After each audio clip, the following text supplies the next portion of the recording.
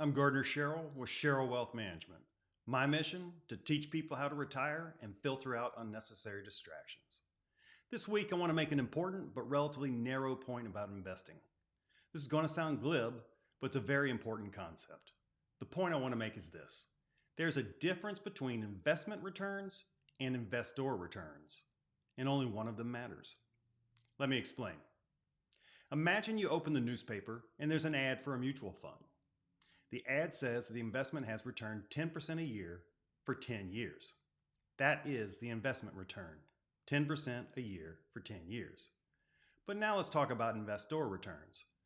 If you put your money into that investment at the beginning of a 10-year period and you left it there for the whole 10 years, you didn't add any, you didn't take any out, you just left it there. What would your return have been? Hint, this is the easier question. Ding ding, that's right. Your return would have been as advertised, 10% a year for 10 years. But here's the catch. Very few people invest that way. Since 1994, a market research company called Dalbar has been producing a study called the Quantitative Analysis of Investor Behavior.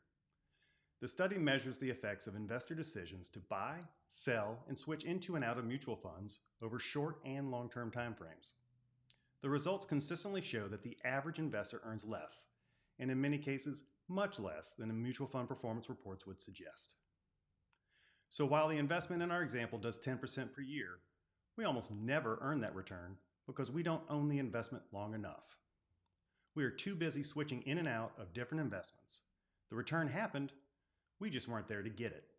And the only reason for that is our own behavior.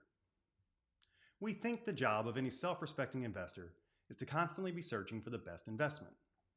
That makes sense and sounds reasonable enough, but that well-intentioned behavior consistently leads us to buy investments that have recently done well and to sell those that have recently done poorly.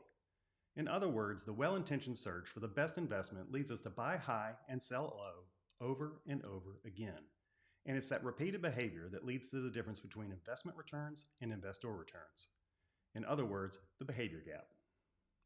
Once you see this, it's hard to unsee it, and that's my goal. My hope is that you will stop searching for the best investment and instead focus on being the best investor. You'll save a lot of money and a lot of heartache if you do. Till next week, advice is nice. Planned advice can be magical.